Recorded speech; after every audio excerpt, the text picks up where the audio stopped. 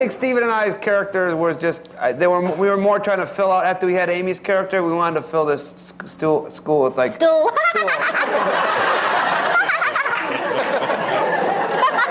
with like, with archetypes. So, and I had like a gentle art teacher, and we wanted to have like a sort of a straight history teacher, and the gay stuff was just, it was... Just gravy.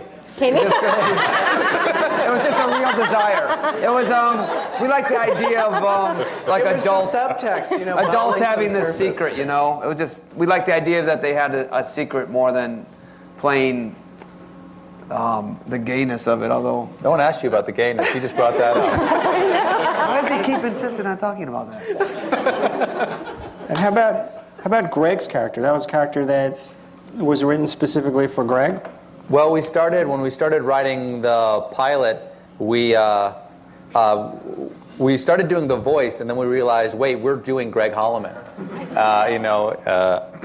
Audacity, hubris, overweening pride.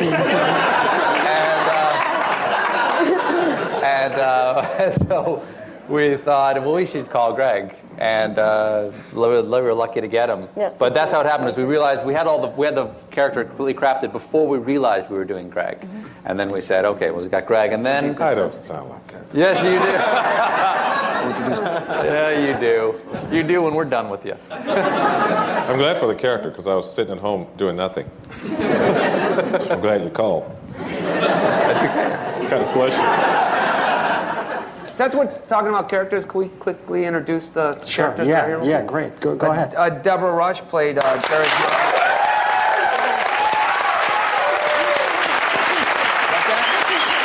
Oh, she is? Yeah. And Maria Thayer. Oh, Tammy Little Knight. Tammy Little Knight. Looking good. Lark Spees. Played his brother. Lark was his name, right? What was the brother's name? What was the brother's name? What was your real name? I always called you faggot. Derek. Because we loved his name so much at one point. Oh, Lark. When we were first writing, we had, his name's got to be Lark. Because we thought that was the greatest name. And Jack Berber played Jimmy Tickles. Jimmy Tickles. And Iris Puffy Oh, Iris Dolores.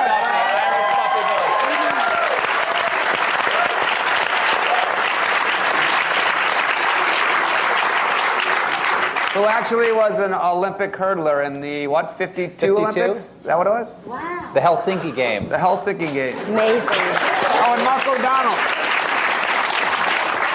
Mark O'Donnell played one of the crazy twins. In the library. Mark?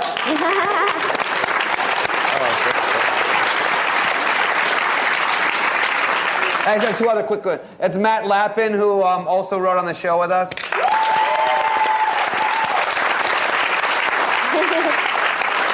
And where's Eileen? And Eileen.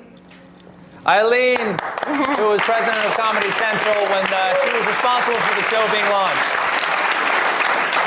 And just one more, Victoria Farrell's back there somewhere. She was a costume designer.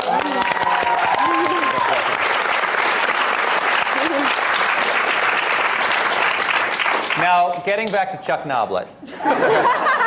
Oh, I'm sorry, you hadn't mentioned yet. I actually was going to ask Amy a question, but... Aries. That's all right. Steven will answer it. Can I answer that? No problem.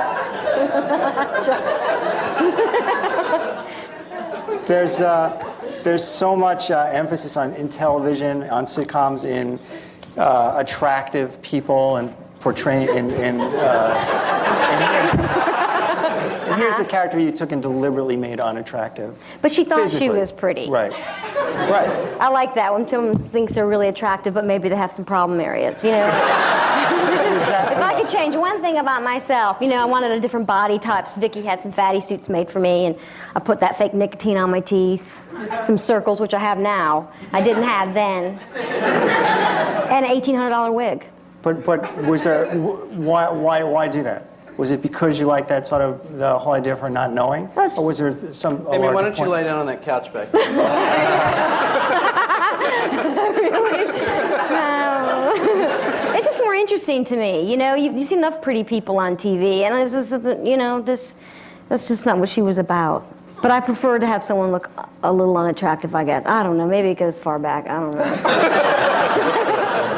It's just the way. But the important thing is that she thought she was attractive and easy. Very easy.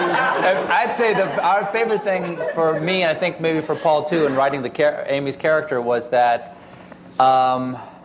she was really innocent. She's an incredibly innocent character for all of her life experience. None of it stuck to her. She's completely Teflon. Everything just slipped right off of her, and she approached every situation as if she'd never been there before, even though she'd been in every possible situation. And also, I think that even though she'd had all this incredible street and horrible experience in her life, really the main thing that sort of motivated her and was her naivete. You know, she was always incredibly naive, and that was, I think, really worked well. And easily hurt for someone so cruel. Mm-hmm. And ugly. And ugly. And ugly. Hideous. Let me ask this question. Do you all have favorite seasons of the show or favorite episodes? Did the show, Oh, yeah. starting with comparing season 1 and season 2 and season 3, was the show operating better? Was everyone working better? Ken? I think that the whole thing from beginning to finish was painless, easy joy. Really, for everyone involved. There was never any tension, was there, It's Ken? hard, yeah, no. And it's really hard to discern that there was ever any difference. It was just so evenly keeled, you know, throughout the series. Well, no, we I think that we probably all have favorites here and there, but I wouldn't categorize it. Personally, I think the show got better as it went along, and I think significantly better in the third season. That even though that there were in the first 2 seasons there were great highlights, both parts of shows and episodes that really stood out.